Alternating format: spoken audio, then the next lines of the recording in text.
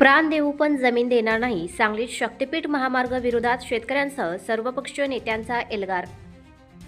गरज नसलेला शक्तीपीठ महामार्ग रद्द करा अशी मागणी करत दिनांक 21 ऑगस्ट रोजी शक्तीपीठ महामार्ग विरोधी संघर्ष समितीच्या वतीने सांगली जिल्हाधिकारी कार्यालयावर एल्गार मोर्चा काढण्यात आला.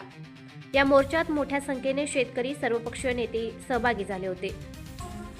प्राण देऊ पण शक्तीपीठ महामार्गासाठी जमीन देणार नाही. जमीन आमच्या हक्काची नाही, कुणाच्या बापाची. शक्तीपीठ महामार्ग रद्द झालाच पाहिजे असे फलक झळकावत तसेच जोरदार घोषणा देत शेतकऱ्यांनी या महामार्गाविरोधात आक्रमक भूमिका दर्शवली. सांगलीचे खासदार विशाल पाटील, राष्ट्रवादी काँग्रेस शरदचंद्र पवार पक्षाचे आमदार जयंत पाटील, काँग्रेसचे विधान परिषदेतील गटनेते आमदार सतेज पाटील, स्वाभिमानी शेतकरी संघटनेचे नेते राजू शेट्टी तसेच महादेव जानकर यांच्या उपस्थितीत हा मोर्चा जिल्हाधिकारी कार्यालयावर धडकला.